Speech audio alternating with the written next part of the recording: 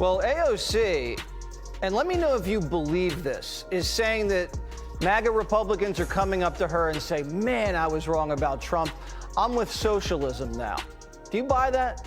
Absolutely not. In fact, I'd like to see some of the people who actually said that to AOC and check their ballots and see if they actually voted for President Trump. Because I can assure you, MAGA Republicans oppose everything that AOC and the modern-day Communist Democrat Party stands for. Mass migration and open borders like we saw under the Biden administration. AOC now insists a wave of MAGA voters remorsefully ditched Trump, abandoning him, and plan to rally behind Democrats, fully committed to the DNC in 2028. Men and women's sports is something MAGA Republicans and frankly the whole country rejects. It's a 90-10 issue, taxing people to death and taking their money and giving the majority of your income back to the government. That's a horrible idea that has not worked for thousands of years. Karoline Leavitt rejects it outright. She says AOC is dead wrong and just fired. Off with the fiercest clapbacks you'll see anywhere this entire year. I fully welcome Trump voters into our coalition. And I know that sounds crazy to some people, but just hear me out. I cannot tell you, it just happened to me like 2 weeks ago. I can't tell you how many times someone has pulled me aside and said either I was once a big Trump voter and a Trump supporter, but then I started to kind of expand my world and where I got information. And now I've learned and now I've changed and I'm with you. That was AOC's message when she jumped onto social media. In her telling, many Trump voters backed Trump for one simple reason. They parked themselves in front of Fox News all day, soak up talking points, and never bother to think independently. In her version of reality, it couldn't possibly have anything to do with financial pressure under Biden, soaring grocery costs, painful gas prices, or rent that crossed into impossible territory. No, not that. She also dismisses the idea that voters were driven toward Trump by the flood of woke policies pouring out of the Biden administration, policies many Americans view as disconnected from real life. For AOC, it's all media-induced brainwashing, plain and simple. But that smug explanation didn't pass quietly. Karoline Leavitt heard AOC's remarks and had no intention of letting them stand. What came next was a sharp rebuttal that turned AOC's storyline upside down and exposed the arrogance beneath it. The President just dealt with Chuck Schumer, and President Trump and Republicans shellacked Chuck Schumer and the entire Democrat Party. After 43 days of Chuck standing out there trying to bravely hold the country hostage and inflict massive pain on the American public, Chuck got absolutely nothing, and now the knives are out for him. As you can see, Jesse, as you just perfectly laid out in your monologue, the Democrat Party is in complete disarray, and the truth is, they have been for 10 years since President Trump came on the political scene. And that much is hard to dispute. The DNC has looked unsteady ever since Trump declared he was running for president again. From that point forward, it's been one frantic move after another, with clear strategy giving way to confusion. It helps explain the nonstop accusations thrown his way, followed by flashy investigations and courtroom battles that tease explosive revelations, but ultimately produce little to show for it. It explains the Russia collusion saga that consumed headlines for years, a story many Republicans say never backed up the promises Democrats made. It also explains a steady stream of insults and dismissive labels, as though mockery could replace a compelling argument. And yet, through all of it, the scandals, the trials, the media storms, nothing ever seems to land. Over and over, the attacks fail to fracture Trump's base or slow his momentum. If anything, they seem to strengthen his support and reveal just how shaken his critics have become. They don't stand for anything good. They just stand for Donald Trump is bad. That's the only thing that unifies their party. And now you see how far they are moving to the left. They ran Senator Gillibrand and Senator Manchin out of town. Now they're running Chucky Schumer out of town. It's too bad he turned into a Palestinian. He did it for nothing, like President Trump says, because his own party is turning against him. And the Democrat Party is truly becoming a full-blown communist. Karoline Leavitt goes straight at Democratic Party leaders, accusing them of losing any real grip on their own base. She argues the party has veered so far left that even longtime figures like Chuck Schumer now seem misaligned with the activists they once guided. In her telling, the most extreme factions have taken over, rather than leadership shaping priorities. It's the loudest and most radical voices online and on the streets dictating direction. Leavitt claims Democratic officials are now being pushed aside in real time because they're deemed insufficiently woke by their own supporters. One poorly chosen line, one hint of moderation, and they're instantly labeled sellouts or traitors. To her, this infighting reveals a party consuming itself, fixated on purity tests instead of governing. And as Democrats turn on one another, Leavitt says voters are paying attention, with many quietly disengaging from a party that no longer seems to know who it stands for. Men in women's sports is something MAGA Republicans and frankly the whole country rejects. It's a 90-10 issue, taxing people to death and taking their money and giving the majority of your income back to the government. That's a horrible idea that has not worked for thousands of years. MAGA Republicans know it, and that's why they overwhelmingly voted to re-elect President Trump. Karoline steps in with surgical precision, completely shredding AOC's assertion that MAGA voters secretly regret backing Donald Trump. She doesn't merely wave it off. She calls for receipts, actual names, concrete figures, hard evidence, and by her account, none of that is forthcoming. Rather than leaning on fuzzy anecdotes or social media daydreams, Karoline lays out exactly why millions of Americans supported Trump in the first place. It wasn't random. It was a response, a backlash to aggressive woke agendas pushed by the DNC that left everyday voters frustrated and confused. Many Americans rejected men competing in women's sports, questioned medical transitions for minors, and remain uneasy with the party's slide toward open socialism. Karoline makes it clear that brushing off those concerns won't erase them. It only pushes more voters away.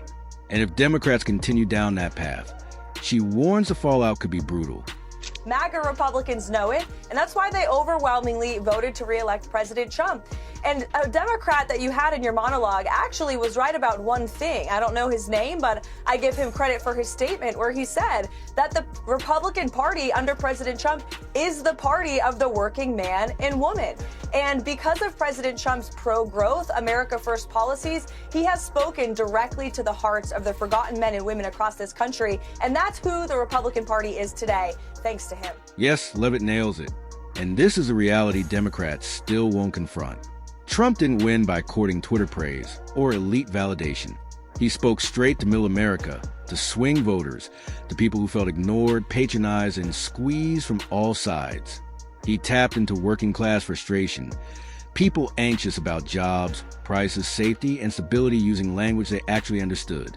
At the same time, KLA Harris and the DNC aimed almost exclusively at coastal elites, corporate donors, and the loudest woke corners of the internet. Instead of focusing on kitchen table concerns, voters were handed lectures, labels, and moral grandstanding. That gap mattered.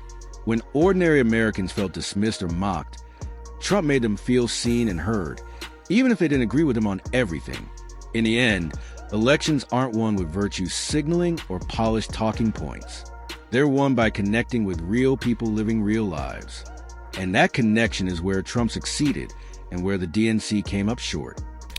Well, we'll have to see. And I'm very curious. I'll have to find out from our great Attorney General Pam Bondi if the Trump DOJ is continuing this investigation that the Biden DOJ launched. Jesse, it's a good question, and we will get on that. But as for Gavin Newsom, I was not surprised to see him in Brazil, traveling the world, probably on the taxpayer dime, talking about climate change when his state, California, has some of the highest energy costs in the entire country. Karoline Leavitt also turns her fire toward Gavin Newsom, zeroing in on what she describes as pure political hypocrisy. She slams Newsom for endlessly preaching about saving the planet while overseeing one of the most expensive energy landscapes anywhere in the nation. Leavitt argues it's easy to deliver climate sermons from a podium, while ordinary families are forced to swallow crushing electricity and gas bills just to keep their homes running. She says Newsom's green agenda may sound virtuous on paper, but it falls apart in real life, especially for working-class Californians who can't afford solar panels, electric vehicles, or high-end alternatives. rather than making life greener. She contends these policies are making it costlier and harder to live. Leavitt casts it as a textbook elite disconnect. Politicians pushing feel-good environmental rhetoric while regular people absorb the financial hit. In her view, Californians aren't rejecting environmental responsibility. They're rejecting leaders who put ideology ahead of affordability and basic common sense. They have some of the highest gasoline prices in the entire country, despite President Trump's efforts. And they are working to bring down oil and gas prices in this country, to drill, baby, drill, to unleash American energy dominance. Gavin has done so much damage to his state with the Green New scam and with this utopian pursuit of climate change that is just so false. It's built on a fallacy that he has run up energy costs in his state, that people are fleeing his state. Karoline is spot on, and the signs are impossible to ignore. Families and businesses are fleeing California in growing numbers, fed up with crushing taxes, endless red tape, and stifling bureaucracy. For small business owners, it's an uphill slog every single day. Permits, compliance fees, and towering tax bills pile up until the numbers just don't add up. Meanwhile, Noam, in Karoline's view, seems unconcerned. Rather than easing the strain or rethinking policy, he doubles down, tightening the squeeze on businesses in the name of ambitious goals and political optics. The outcome is predictable. Companies relocate to states with lower taxes, fewer obstacles, and friendlier business climates. Karoline calls it a leadership failure. Plain and simple. Jobs leave, communities falter, and tax bases shrink. Yet, California's leaders act perpetually surprised by consequences anyone with eyes could foresee. At some point, she insists, denial stops being leadership and starts looking a lot like indifference. So maybe he should leave Brazil and stop talking about this issue that is hurting his own people and get back to governing what was once a beautiful state of California that people are fleeing en masse because of his horrific energy and economic policies that have made the cost of living in California completely out of control. Yeah, the climate scam's kind of like DEI. It's dead, and it's never coming back. Yes, Karoline has basically voiced what millions of Californians are already thinking. Gavin Newsom needs to stop chasing headlines and start tackling what actually matters to the people in his state. That means getting serious about the crushing cost of living that forces families into impossible choices every month. It means cutting back the bloated bureaucracy that slows everything down, drives up expenses, and strangles small businesses before they can thrive.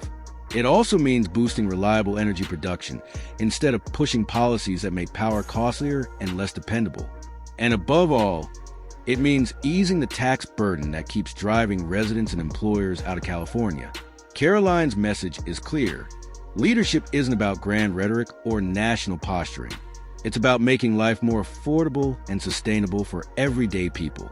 Until Noam realigns his priorities around those basics, the exodus will continue, and Californians will keep paying the price for political obstinacy. When you step back, the pattern is obvious. Democrats like AOC and Gavin Newsom keep serving up excuses, slogans, and narratives while voters demand tangible results. Karoline Leavitt cuts through the noise. People didn't flock to Trump because of Fox News or misinformation. They did it because their lives grew harder, pricier, and more unstable. The DNC's obsession with woke purity tests, soaring taxes, and ideological crusades has left working Americans behind. Instead of listening, party leaders double down and act surprised when voters walk away. Until Democrats face the real reasons people are fed up, no spin will stop the political backlash that's already in motion. And that wraps up today's video. If you enjoyed it, hit the like button and subscribe for more content like.